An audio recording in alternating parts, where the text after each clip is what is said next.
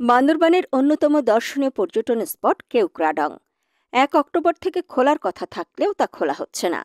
পরবর্তী সিদ্ধান্ত না হওয়া পর্যন্ত সেখানে ভ্রমণ বন্ধই থাকবে। পর্যটকদের নিরাপত্তা ও আবাসন সুবিধা নিশ্চিত করতে এই সিদ্ধান্ত নিয়েছে জেলা প্রশাসন। ২৮ সেপ্টেম্বর বান্দরবানের জেলা প্রশাসক শামীম আরারিনী জেলা প্রশাসনের এই সিদ্ধান্তের কথা জানান। তিনি বলেন, আমরা চাই জেলায় আগত পর্যটকদের কোনো সমস্যা যেন না হয়। তাদের সর্বোচ্চ নিরাপত্তা নিশ্চিত করাটাই আমাদের কাছে গুরুত্বপূর্ণ। এছাড়া কেওক্রাডং কেন্দ্রিক গড়ে ওঠা ব্যবসা প্রতিষ্ঠানগুলো দীর্ঘদিন বন্ধ থাকায় সেগুলো পর্যটকদের সেবা দেওয়ার জন্য এখনও প্রস্তুত হয়নি।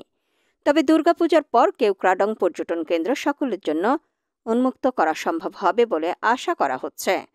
২৭ সেপ্টেম্বর সকালে বিশ্ব পর্যটন দিবস উপলক্ষে মেঘলা পর্যটন কেন্দ্র সিঙ্গেল ইউজ প্লাস্টিক অপসারণ অভিযানের উদ্বোধন করেন জেলা প্রশাসক শামীম আরারিনী।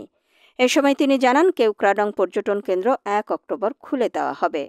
প্রসঙ্গত ২০২২ সালের মাঝামাঝি সময় পাহাড়ি বিচ্ছিন্নতাবাদী সশস্ত্র সংগঠন কুকিচিন ন্যাশনাল ফ্রন্ট KNF নামের একটি সন্ত্রাসী সংগঠনের অপতৎপরতা বৃদ্ধির কারণে জেলায় আগত পর্যটকদের নিরাপত্তা বিবেচনায় ২০২২ সালের ২০ অক্টোবর জেলার রুমা উপজেলা, রংছড়ি উপজেলা ও থানচি উপজেলায় পর্যটক ভ্রমণের উপর নিষেধাজ্ঞা জারি করে স্থানীয় প্রশাসন। ২০২২ সালের ৯ অক্টোবর থেকে সরকারি উচ্চ পর্যায়ের সিদ্ধান্তে ৩ উপজেলায় যৌথ বাহিনী KNF সন্ত্রাসী দমনে অভিযান শুরু করলে নিরাপত্তার কারণে ২০ অক্টোবর থেকে ৩ উপজেলায় পর্যটক ভ্রমণে নিষেধাজ্ঞা জারি করে প্রশাসন। পরিস্থিতি স্বাভাবিক হলে পর্যায়ক্রমে জেলার কয়েকটি এলাকায় নিষেধাজ্ঞা প্রত্যাহার করা হয়।